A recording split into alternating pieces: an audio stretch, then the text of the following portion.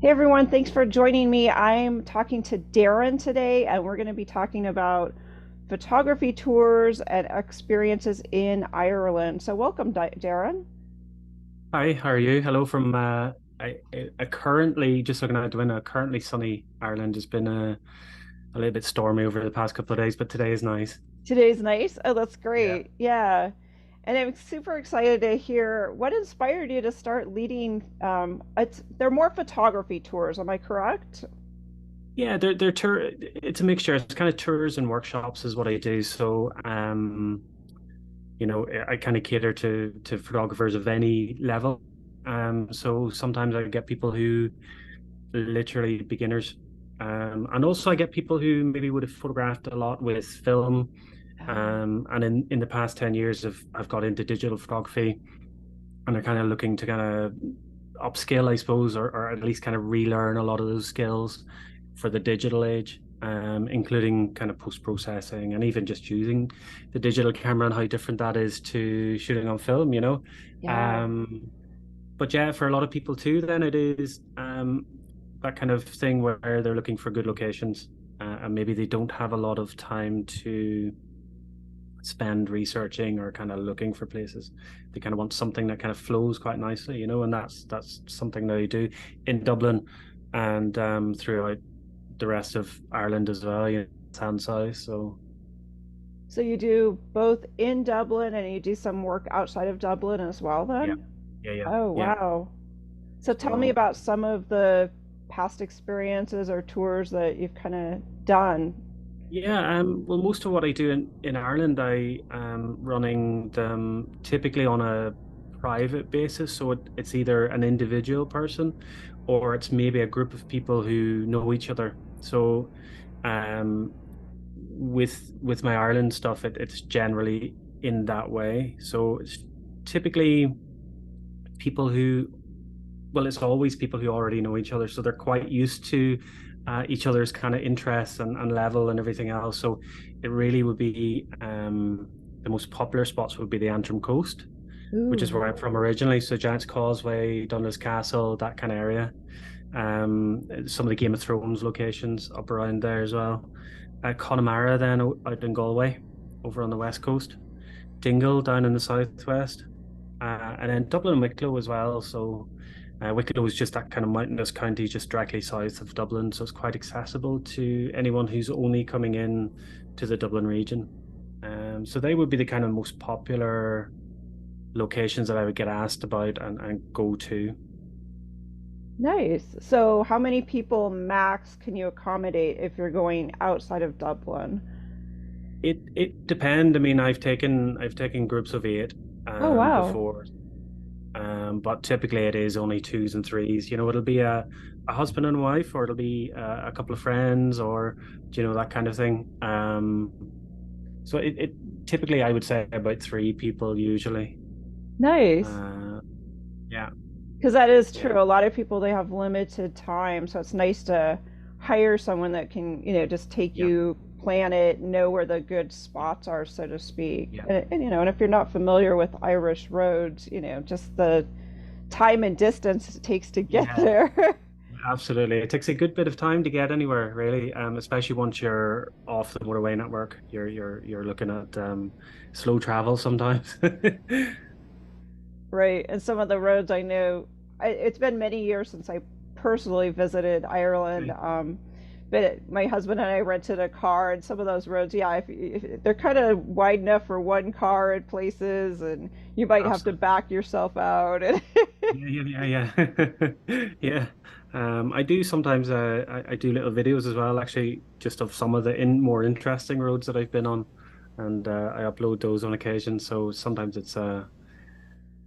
sometimes they just nice and peaceful driving, but then sometimes you do get those moments where you're meeting a lot of traffic and people are having to back up or move off to the side and stuff. So, but it takes a while to get around. So although it is a very small country, the range of sites that are there of interest to the photographer, for instance, and also the narrow roads. That's what kind of takes really kind of adds up to more days than you would think. You know, yeah. to see, really to kind of see and do everything that's in an area would take quite a lot of time, even though it's a very small. Typically, each county is quite small, you know. Right, right. So is it just you running the tours, or do you have other people that you work with? No, just me. Just me. I've been doing them since 2009, Oh, wow. and I kind of started doing them. I was doing a lot of architectural photography before that, and we had the financial crisis in 2008, Yeah. and Ireland was quite badly hit. So a lot of the people that I was doing work for, a lot of the architects, scaled back. They stopped spending. Some of them went out of business, and really a lot of work dried up quite quickly. So I had always intended to do tours and workshops, but that was really the kind of the impetus and the spurred me on to kind of starting them then. And I've been doing it since. Yeah, nice. This is fabulous that you get to do what you love. And do you Yeah. run them then all year round? Because I know there are certain seasons that tend to be more rainy, but those offer amazing opportunities to me as well visually. It's just you're thinking Yeah. about it a little differently. Yeah, absolutely. Yes, I do them literally all year round. Uh, any days that I'm not booked, I'm available basically 365 days a year. Christmas Day and everything. So it's something that's difficult to predict is the weather really, Yeah.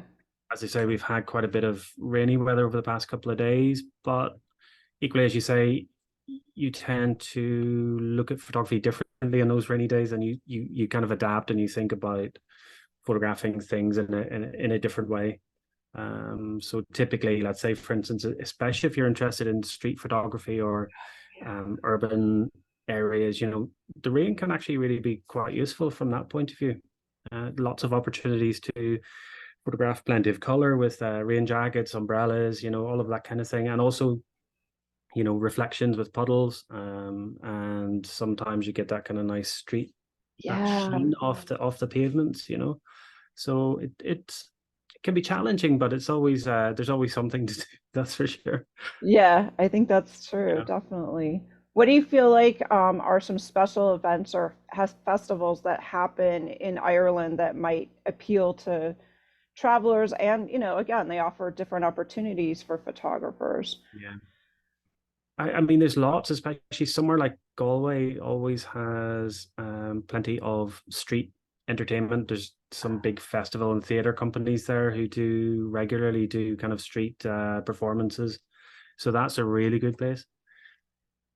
You get plenty of kind of small scale festivals around. So like in May next month, there's a fiddle fair, the Baltimore Fiddle Oh, Fair down in West Cork, a little small town called Baltimore, and they get the best fiddle players from all over the world every year coming in there.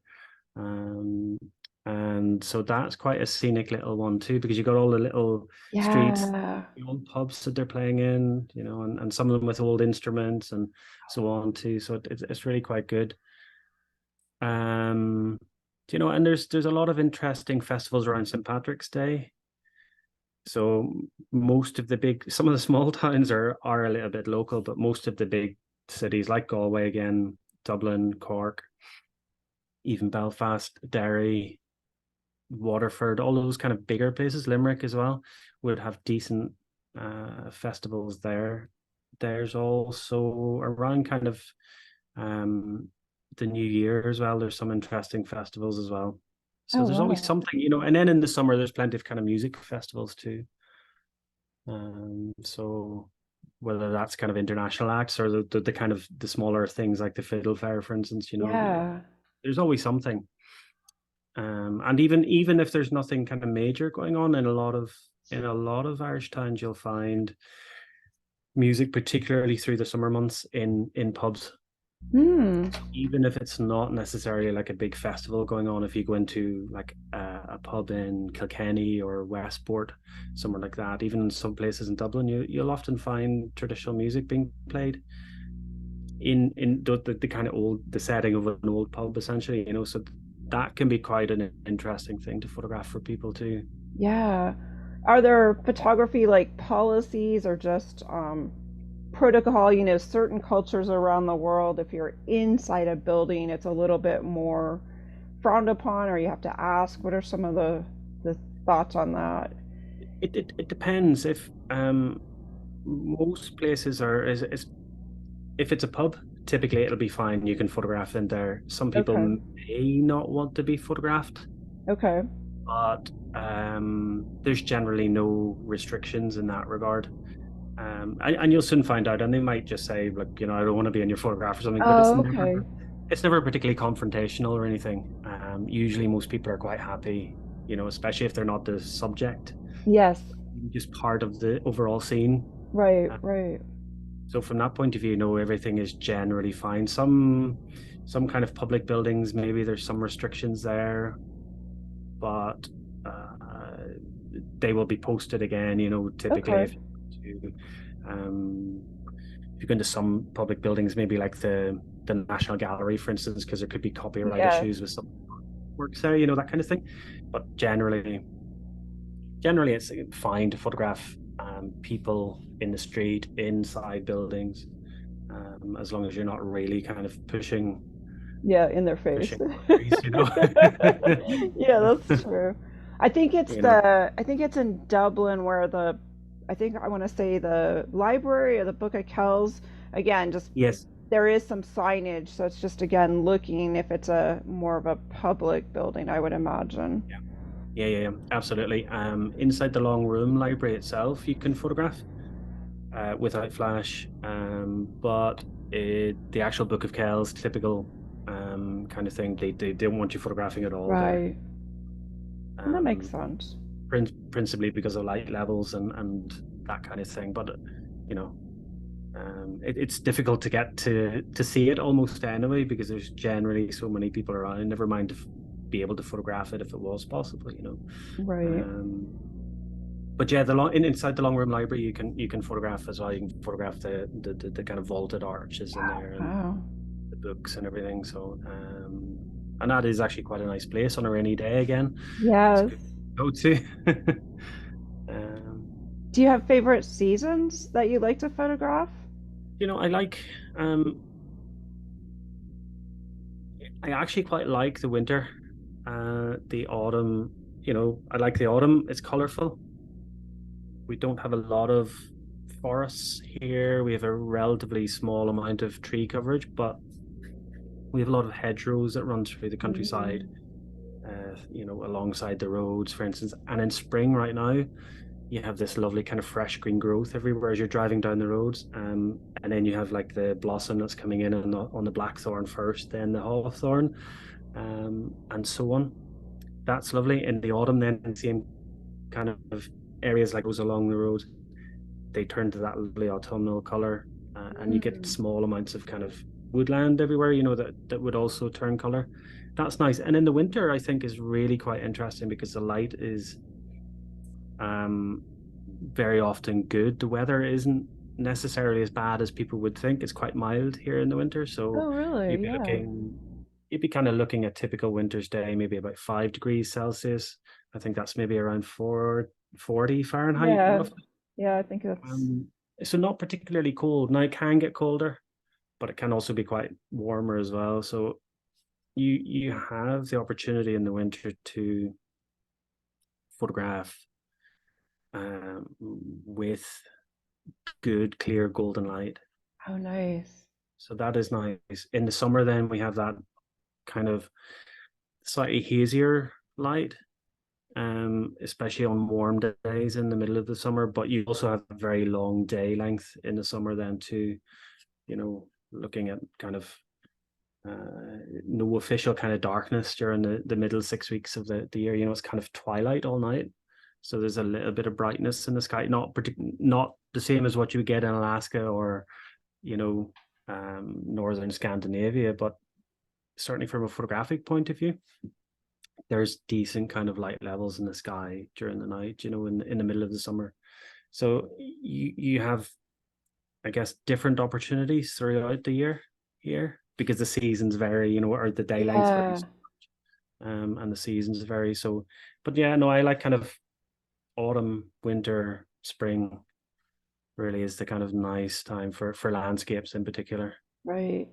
Are there particularly a lot of gardens in Ireland where you get flowering things in spring, or it's more just that bright green when all the trees are popping up and Yeah. There are a lot of gardens actually around that are quite quite interesting. Nothing, I would say, I suppose there's probably one which is the most famous, which would be Paris Court Gardens, and that's in Wicklow. That would be kind of, I think, has been listed somewhere as being like in the top 10 gardens of the world, you know, so oh it's wow, yeah.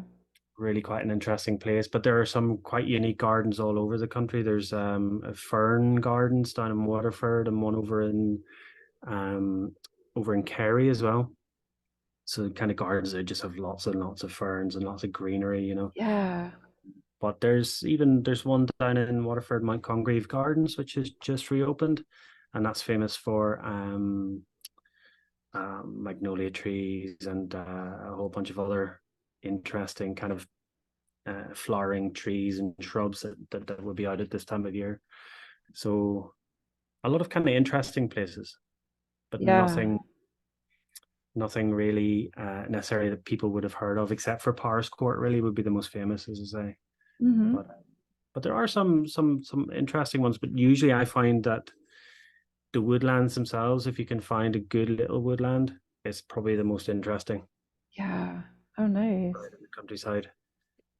So people always ask what's in your bag. So what's your current range of photography equipment? And the equipment has just seemed to has blown up since Yeah. since we've gone from film, and that's where I started too with film camera. But now we've got like so many different choices when it comes to cameras. But what are some of the cameras that you're using particularly now that you like?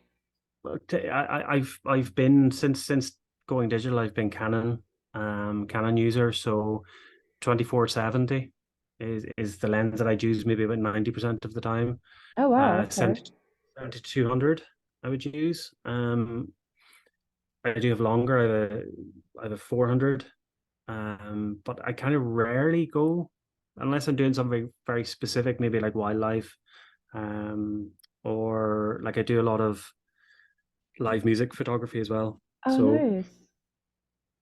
So I photograph at festivals. I photograph at various bands coming in as well and artists and stuff playing. So, but typically I would be using the 70 to 200 there, or else even the 2470, depending on what the setup is with stages and stuff. They're the two. I use Canon. Still on the. I'm not on the mirrorless with the Canon. I'm a 5D Mark IV. Oh And wow. in terms of bags, then I have a nice kind of Billingham shoulder bag, English company. And then I have a low pro backpack is what I use. Manfrotto tripods and heads. I've always used those. And then Coke-in filters. I use the Z Pro drop-in filters. And Hoya then for my polarizer.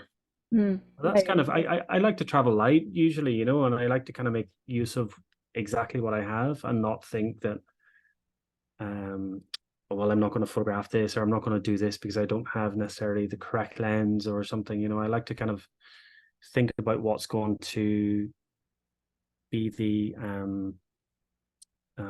scenario before I even get there, and so I already have everything I need. I'm comfortable with what I'm going to use, you know. Hmm. So I don't tend to kind of look all the time for new gear. I like to use what I have and kind of use it well, you know.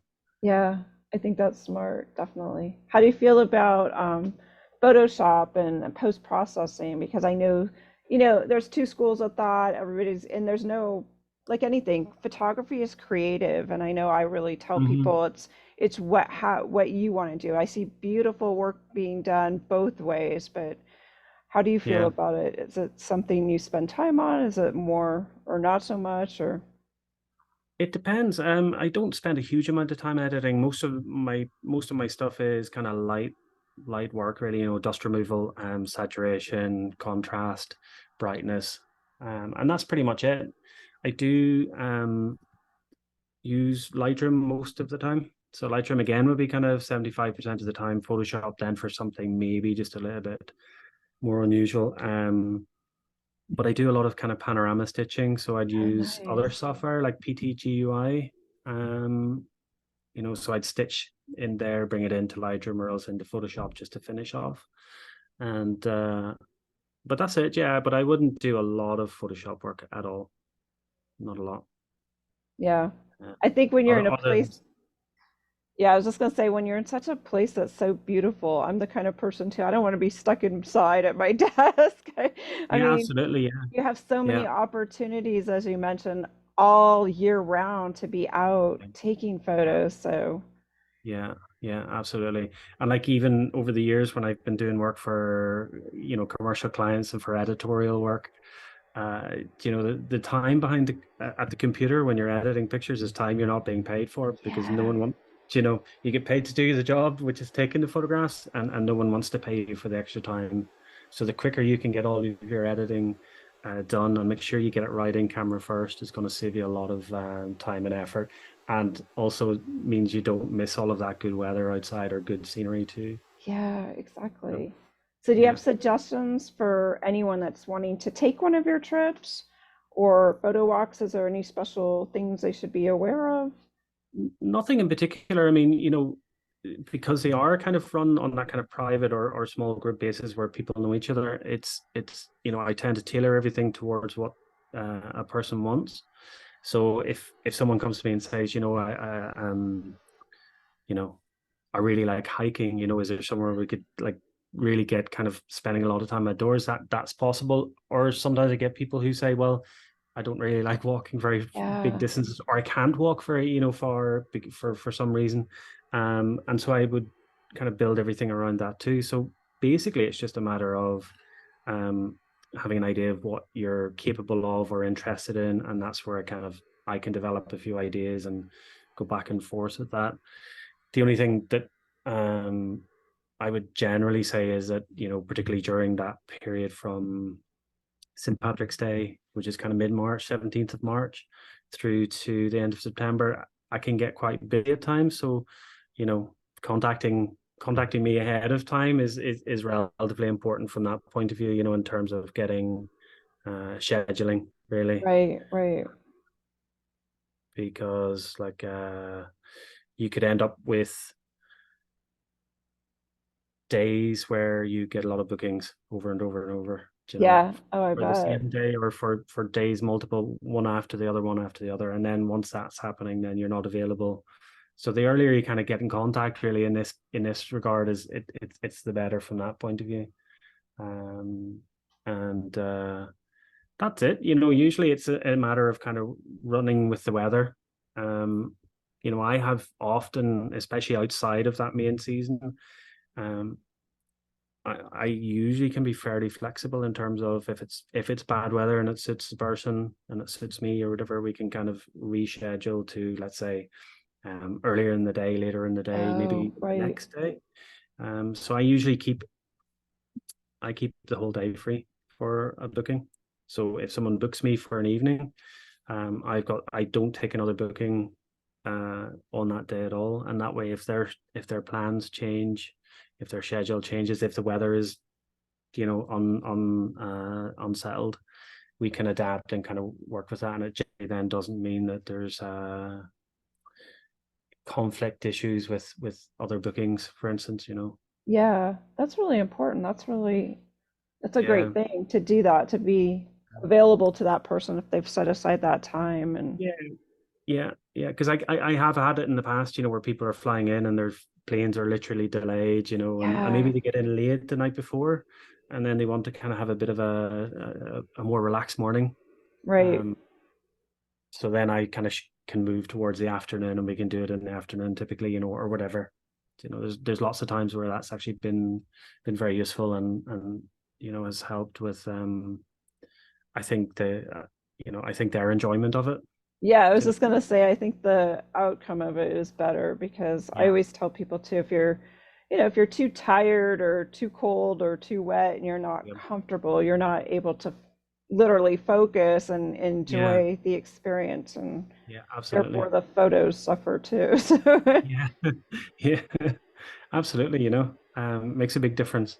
yeah, If you're not enjoy, I think it's the ultimate thing. If you're not enjoying it, then it's a kind of it doesn't really make sense. If it's a hobby, if it's an interest, if it's a way to kind of see the world and you're really interested in doing, the number one thing is you have to enjoy it.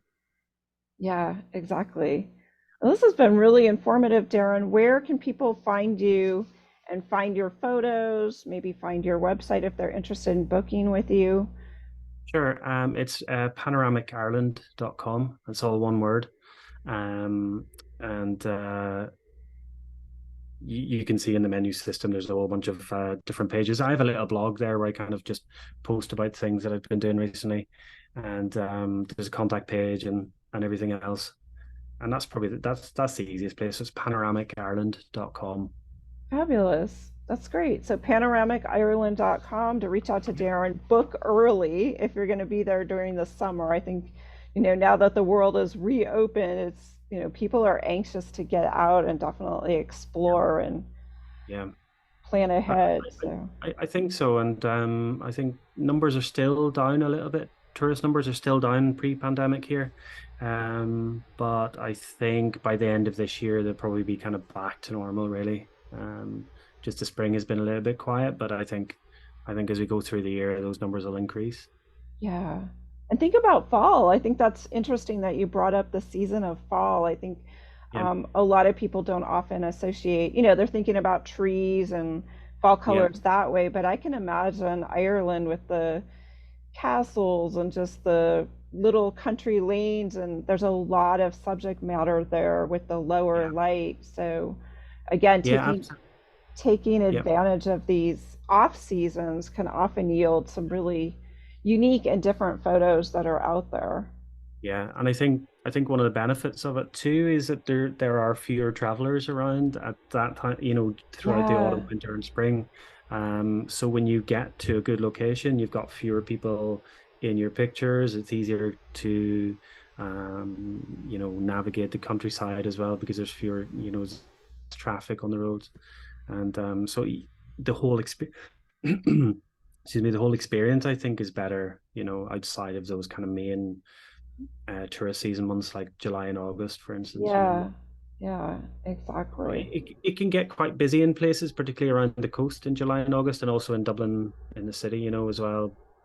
And what can happen is that not only do you have a lot of people congregating around those kind of scenic areas, in terms of getting in the way of your photographs, but also you have that limited ability to even in places get down the little roads, get parked, and everything else, because sometimes they're just completely jammed with traffic. Wow. So Yeah, I that would that imagine. yeah, that can be the difficult thing, in the west of Ireland, in the summer, in the main two months, July and August. Outside of those months, typically it's not too bad. And Dublin then as well. Dublin can be very busy in July and August too. Yeah, Um, literally, I can imagine the streets are just filled with people. And then if yeah, you're trying to get a scene or a building that's not just yeah, filled with stuff at the bottom, which is can yeah, be distracting. yeah, absolutely. Yeah. Right. So reach out to Darren. It's panoramic.irelandagain.com. This has been really fascinating, Darren, and I hope to catch up with you and connect with you in June. So thanks for Yeah, listening, absolutely. everyone. Thank you.